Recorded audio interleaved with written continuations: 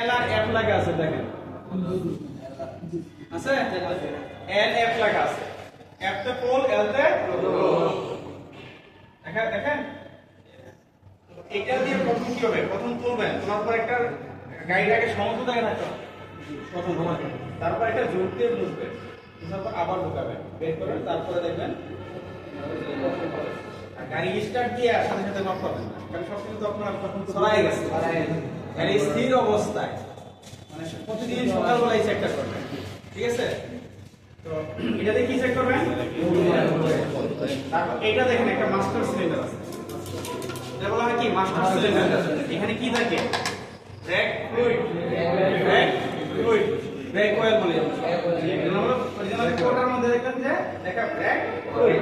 এই ফ্লুইডের পরিমাণটা চেক করবেন তারপর আর কি চেক করবেন সামনে থাকে ব্যাটারি এখানে নাই যে ব্যাটারিটা চেক করবেন ব্যাটারির মধ্যে কয়টি টার্মিনাল থাকে ব্যাটারির মধ্যে দুইটি টার্মিনাল থাকে একটা পজিটিভ একটা নেগেটিভ দুইটা টার্মিনাল লুজ কানেকশন আছে কিনা চেক করবেন অনেক সময় এখানে কার্বন জমে সাদা হয়ে যায় দেখেন এটার জন্য ডিসকানেক্ট হয়ে যায় এটা কিছুদিন পর পর আপনার পরিষ্কার করতে হয় ওই টার্মিনালগুলো কিভাবে পরিষ্কার করবেন গরম পানি ঢেললে পরিষ্কার করা যায় অথবা আপনার ওইগুলো খুলে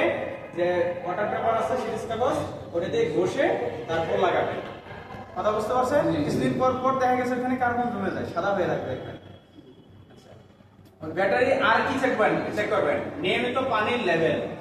ব্যাটারির নিয়মিত কি চেক করতে হবে পানির লেভেল ওখানে একটা দাগ দেওয়া আছে দেখবেন লোয়ার লেভেল লেখা আছে ওটা নিচে পর্যন্ত যদি চলে যায় তাহলে কি করতে হবে পানি দিতে হবে পাউডার সোডিয়াম নাকি এটা সলিড সেটা পাউডার আর লিকুইড যেটা সেটার মধ্যে কি থাকবে distil water plus sulphuric acid কি থাকবে ডিস্টিল ওয়াটার এবং সালফিউরিক অ্যাসিড ডিস্টিল ওয়াটার কতটুকু থাকে সালফিউরিক অ্যাসিড কতটুকু থাকে ডিস্টিল ওয়াটার থাকবে 60 বার আর সালফিউরিক অ্যাসিড থাকবে 40 বার যদি প্রশ্ন থাকে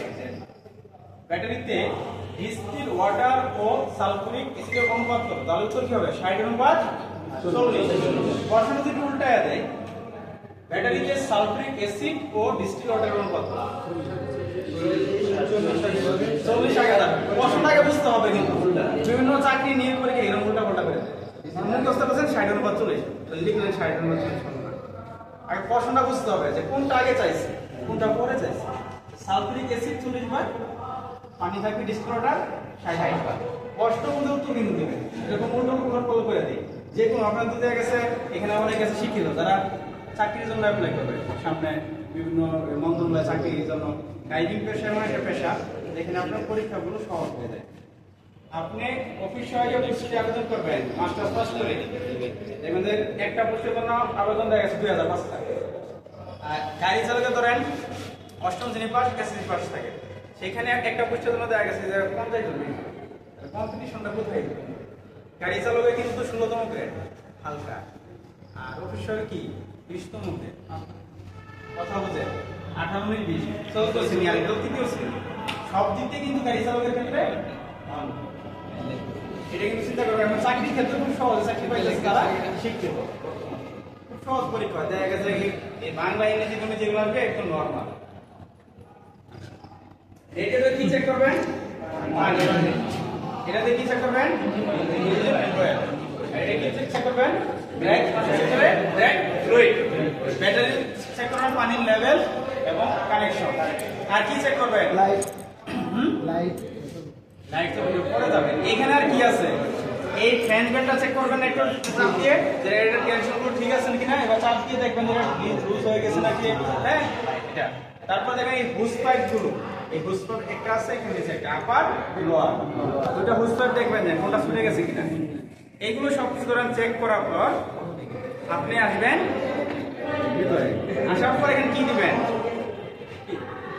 এটা পরে যাচ্ছে এটা টপ কভার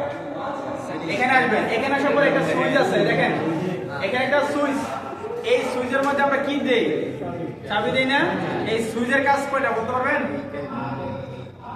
সাউন্ড করতে হবে কে বলছে দুইটা কি কাজ গাড়ি স্টার্ট অন করা তারপর গাড়ি স্টার্ট করা ইঞ্জিন স্টার্ট করা আচ্ছা এর মধ্যে একটা বাদ দিয়েছেন প্রথম যে গার্ড সেটা হলো স্টিয়ারিং লক করা এবং লক সারানোর জন্য, এটা হলো প্রথম গার্ড। দ্বিতীয় গার্ড হলো সকল ইলেকট্রিক্যাল সিস্টেম গুলো চালু করা। তৃতীয় গার্ডে যখন চাপ দেয় তখন ইঞ্জিন স্টার্ট হয়। তিনটি গার্ড, প্রথম গার্ড স্টিয়ারিং লক করা, ওই গার্ডের চাপ